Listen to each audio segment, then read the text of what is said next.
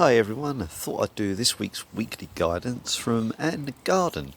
Why not take away from the computer? So it's a bit of nature, so let's go for that, shall we? We're using Osho's and again, and I've already dealt the cards here, but I just haven't turned them over yet. I was trying to turn the cards over while I was holding the phone. It's a little bit tricky, so I thought I'd just get them ready first up. So let's go with number one. Oh yeah, intensity. So intensity, what have we got from that? I would rather change that word to impetuous, because you can see that one's flying full steam ahead, but it's not really looking where it's going. So, and so it's, to me, this is like a little bit of impatience because obviously quite a few of us have obviously had our lives turned upside down a bit, and we're rushing to get back things to normal. It's like, come on, I want to see all my family, I want to see all my friends, blah blah blah blah blah. But we kind of got to be a little bit sensible and do it in a orderly fashion rather than just barging off somewhere and kind of like it is almost like it's just like not thinking things through. So it's kind of like we all want to meet up, but it is just a kind of thing of just hold it down just for a little while longer before things do hopefully return to normal. Because obviously these are uncertain times, and this one I do feel it's almost like a female energy. It's to barge in there and say, I want to see my family again, which is perfectly natural, but we just got to hold it down just a little bit longer for everyone.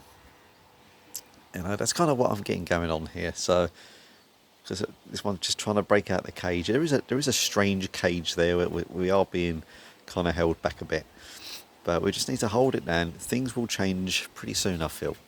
So that's the first one.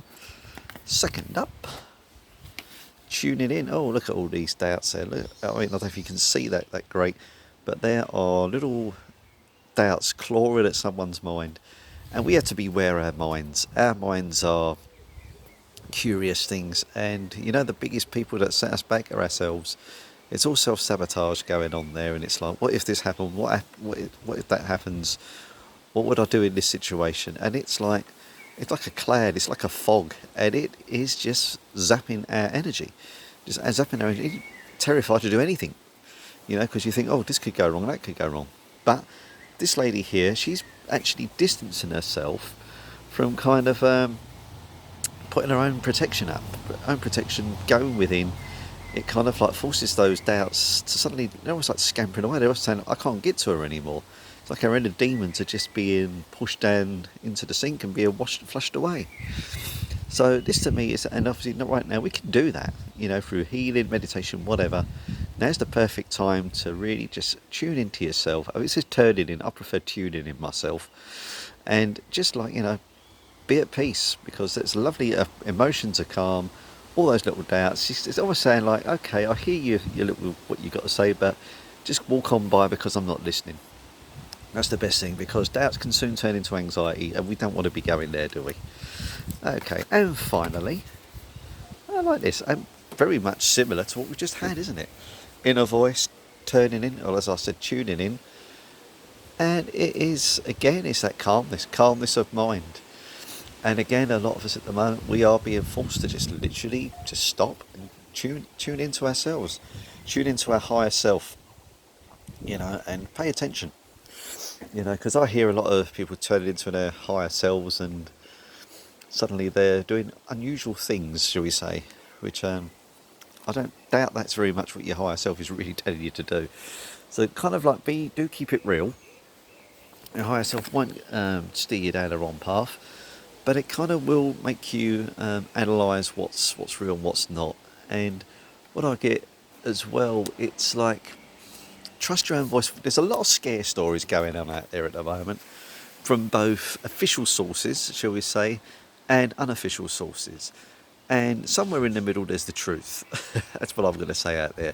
Some of these balmy tales I've been hearing are just ludicrous, but at the same time, don't believe everything you're told. That's a fact as well. So for me, that is like, trust your own judgment. To be honest with you, I don't believe any of them half the time, but I do trust my own views. So that's kind of what I've got there. So, like I say, just hold it down for a little while, guys, while this stuff is all going on. When this is all finished, then we can get back to what I suppose what normality would be. Then we've got tuning it. I say tune it in. Tune into yourself. Give yourself a little bit of protection from that fog of doubt, should we say? What I got there. And inner voice, just like, trust your own instinct. Don't pay too much attention to some of the drivel that's out there, and make your own opinion. And as I say, keep you on a safe and sensible path, because you know best at the end of the day. That's who you listen to, your gut instinct. And we are done, everyone. So I'm going to stop there. And it'll probably take an eternity to upload on these mobile phones, but wish me luck. Take care and catch you next week, where I'll probably maybe be in the garden again, maybe not. Who knows?